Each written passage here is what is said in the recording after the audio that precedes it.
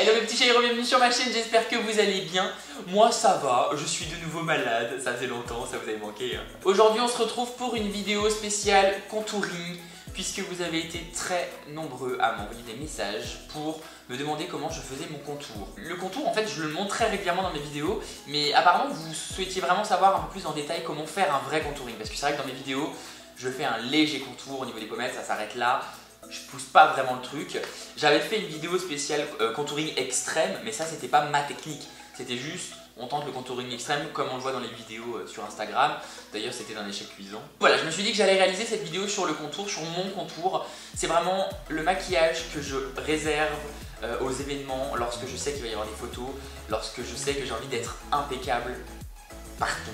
Après on va pas se mentir, je ne le fais quasiment jamais, c'est vraiment pour vous que je me suis dit que j'allais le tenter aujourd'hui. C'est un contouring qui est plus adapté aux fêtes, du coup c'est aussi pour ça que je me suis dit que j'allais la sortir maintenant. Parce que pendant les fêtes on aime bien être vraiment, avoir un très beau teint, bien lisse, bien travaillé, restructuré avec du relief. Parce que pendant les fêtes on pousse toujours un peu plus le maquillage, c'est très courant qu'à Noël et surtout au jour de l'an, on se maquille plus qu'habituellement. Donc c'était l'occasion. Donc bref voilà, j'espère que ça vous plaira, j'espère que ça va vous aider un petit peu, que ça répondra à vos questions du coup. Je vous invite évidemment à vous abonner à la chaîne et surtout à cliquer sur la petite cloche. J'appuie vraiment sur ce point aujourd'hui parce que je reçois trop de messages de vous me disant je ne reçois pas les notifications et j'ai l'impression que tu n'en sors plus. J'en sors une par semaine, j'ai vraiment repris ce rythme là et ça ne change plus. Il y a des fois un jour de décalage, mais il y en a toujours une par semaine. Et du coup, si vous êtes abonné mais que vous n'avez pas cliqué sur la petite cloche pour activer les notifications, j'arrive plus à parler, vous ne serez pas informé lorsque je sortirai mes nouvelles vidéos et du coup vous risquez d'en louper un paquet. Je vous invite aussi évidemment à liker la vidéo, mais à la fin de la vidéo pour ceux qui veulent la regarder. Oui. Voilà pour tous les intéressés, je vous invite à rester avec moi et on se retrouve immédiatement pour la suite. Ok, pour commencer je vais appliquer mon fond de teint, je vais prendre mon petit teint particulier de chez Lancôme. Parce que j'aime bien garder mon côté naturel en ce moment, je sais que vous le voyez beaucoup, mais j'ai... Ça va être compliqué de cette vidéo. Je disais, parce qu'évidemment il faut appliquer un fond de teint quand on vient travailler un contouring. Le contouring, il y a quand même de la matière, c'est quand même assez maquillé. Si vous venez juste travailler avec votre contour et que vous n'avez pas le teint fait avant, ça va pas être terrible. Mon Beauty Blender est genre défoncé, il est gris, il y a des trous partout dedans, je ne sais pas pourquoi.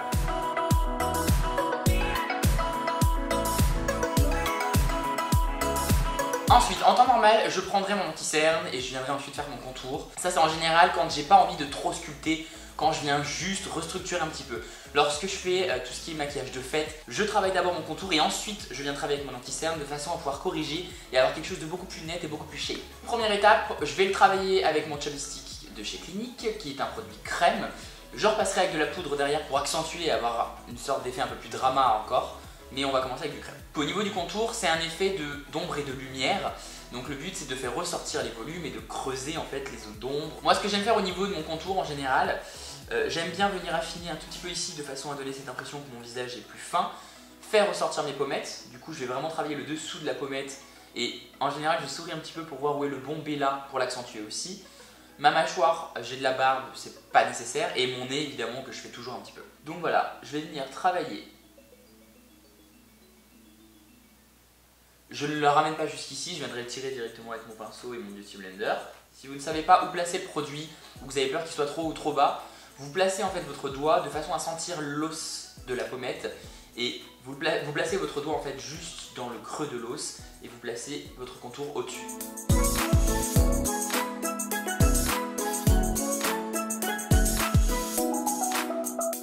Si vous êtes complexé par une mâchoire qui est trop ronde ou trop large, etc., n'hésitez pas à le placer au niveau de la mâchoire. Si vous trouvez que votre front, j'ai mes petits cheveux là, c'est pas beau.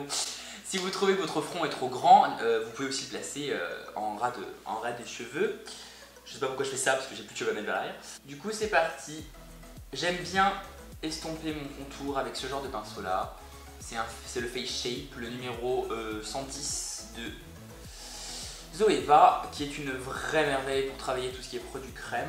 Et ce que j'aime bien c'est qu'il est très précis. Donc du coup on n'en fout pas de partout, on n'a pas son contour qui vient être estompé sur 20 mètres de visage. Même si j'ai pas 20 mètres de visage. On s'est compris. Et voilà, je le savais. J'ai rendu ma casquette tout orange. Je fais tout le temps la même chose. Et le secret, encore une fois, c'est comme pour un make-up des yeux, c'est d'estomper. Votre contouring doit être estompé impeccablement. Vous pouvez pas avoir un contour en fait où on voit encore les traces. C'est juste inesthétique au possible et du coup ça aura l'effet inverse parce qu'on va voir que c'est du maquillage. Ça va pas affiner, ça va juste faire bonjour j'ai des traces orange ou marron ou je ne sais quoi, mais ce sera pas beau. J'aime bien repasser un petit peu avec mon Beauty Blender de façon à bien le fondre. Ça donne vraiment en fait de la dimension au visage et du relief. Maintenant que j'ai fait ça, je viens prendre mon petit correcteur, mon Touch Expert de chez By Terry, et je vais venir créer encore plus de relief, plus de contraste, puisqu'on va apporter cette fois-ci de la lumière après avoir apporté l'ombre, et je vais faire ressortir tous mes bombés. Du coup, par exemple pour la pommette justement je creusais en dessous de la pommette, sur le bombé, je vais faire ressortir toute ma lumière. Ça va donner vraiment cette impression déjà de visage repulpé, et ensuite de pommette plus haute. Hop, au niveau de mon nez, je vais l'affiner encore plus, en créant encore une fois du contraste. On estompe évidemment avec le Beauty Blender. Je viens vraiment travailler dans la longueur. Je vais moins avoir cet effet je tapote. Je vais le faire que sur la pointe. On va passer à la poudre. Quand je fais un contouring, je n'applique jamais seulement un voile de poudre. Je pars vraiment sur un baking. Parce que le baking, lorsqu'on va le laisser reposer, va rendre toutes les zones où on a mis de la matière beaucoup plus lumineuses et beaucoup plus lisses.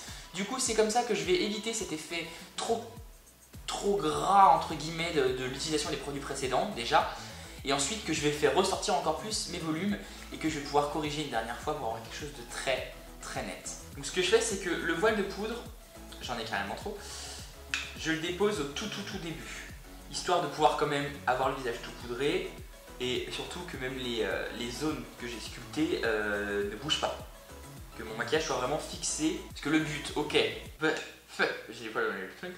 Je change le truc. J'ai un poil quelque part qui se balade, je ne sais pas où il est. Donc je disais, le but c'est de tricher, mais c'est quand même que on ait l'impression de porter le moins de maquillage possible. Et surtout de tromper le regard de l'autre. Maintenant que j'ai fait ça, baking. On va pas se mentir, au niveau du nez, c'est vraiment ce qui fait la différence. Il y a une autre petite zone que j'aime bien faire quand je veux avoir une pommette bien sculptée. Alors c'est pas évident à faire quand on a de la barbe, parce que souvent ça va blanchir le poil, mais du coup je nettoierai s'il le faut. Mais c'est vraiment de venir nettoyer un tout petit peu ici, de façon à ce qu'on ait quelque chose de très net. Et ça fait un contouring tellement beau. Du coup, je vais attendre 5-10 minutes que ça prenne bien, que ça repose un petit peu. Et on se retrouve pour retirer l'excédent. Bon, bah ça fait... Ah, il n'y a plus de lumière. Ça fait 10 minutes, donc je pense que l'on peut retirer le petit excédent et révéler cette lumière. Vous voyez vraiment l'éclat que ça apporte quand on le travaille comme ça. Vous voyez? Je sais pas si j'espère qu'on le voit à la caméra. C'est pas genre ultra blanc. Ce sera moins que sur les autres zones parce que j'en ai mis très peu. Mais c'est juste histoire de le nettoyer pile ce qu'il faut. Et d'avoir, clac, le côté ultra shape. J'arrive encore à avoir des rougeurs alors qu'il y a genre 10 kg de maquillage. J'abandonne. Et évidemment, dernière étape, je vais prendre ma petite poudre de soleil et je vais venir encore sculpter un petit peu plus parce que je veux vraiment que ça ressorte. Je prends mon petit pinceau, c'est le numéro 109 de chez Zoeva qui est genre extraordinaire pour le contour poudre puisqu'il est très précis mais dense. Donc on va pouvoir dessiner notre contour hyper facilement, mais la densité fait qu'on va pouvoir l'estomper aussi très facilement. Donc on prend un peu de matière et on va venir travailler sur notre ombré là où on l'avait travaillé avant. Alors là j'ai pris la mat bronze de chez MAC, elle est très orangée. Là je pars sur un teint assez chaud donc ça ne me dérange pas. Si vous voulez vraiment avoir un effet sculpté, vraiment contouring avec comme un effet ombré en fait, comme si c'était l'ombre provoquée par le volume, vous partez sur une poudre dans ce cas là qui est beaucoup plus cendrée. Il y a que mon nez où je vais pas trop en mettre et pas trop dessiner, je veux juste accentuer encore une fois le côté ombré. Je vais juste me servir déjà de la largeur de la brosse. Ok, tout en gardant la même brosse mais cette fois-ci sans rajouter de matière. Je vais venir vraiment l'étirer là où je veux étirer la matière. Et voilà, dans la largeur, on va venir estomper un petit peu comme ça. Je vais faire exactement la même chose au niveau de ma tempe. Je reviens mettre un tout petit peu de poudre blanche derrière pour corriger un peu Voilà, pour faire ressortir à nouveau un peu plus mon bombé. Et voilà, si vous le souhaitez, vous pouvez rajouter un highlighter si vous avez envie d'avoir ce rendu là mais plus glowy. Moi je vais rester sur un rendu mat. J'ai pas réussi à la faire là. Cette vidéo est maintenant terminée, j'espère qu'elle vous aura plu, j'espère que ça vous aura aidé un petit peu, que ça aura répondu à vos interrogations et sur comment procéder pour obtenir un joli contouring qui fasse quand même naturel, parce que je pense pas que mon teint là fasse genre placardé non plus. Dites-moi en commentaire évidemment en dessous ce que vous en avez pensé, si ça vous plaît d'ailleurs ces petits tutos sur vraiment comment faire telle chose, comment faire ça, comment faire ci, parce que j'ai l'impression que ça en aide pas mal et j'aime bien le côté ok, je réponds à vos questions, je vous apporte mes astuces à moi, qui sont pas forcément des astuces universelles, mais qui sont mes astuces. C'est à peu près tout.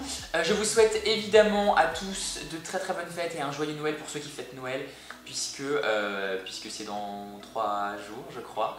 C'est ça. Profitez évidemment de votre famille, profitez de tous les beaux instants. On n'a pas toujours l'occasion de le faire les années qui suivent, donc c'est important de profiter des gens qu'on aime et de savourer chaque petite minute en famille, entre amis, voilà, avec tout son entourage. Donc je vous fais des tonnes de bisous, je vous aime fort d'amour et je vous dis à très très vite.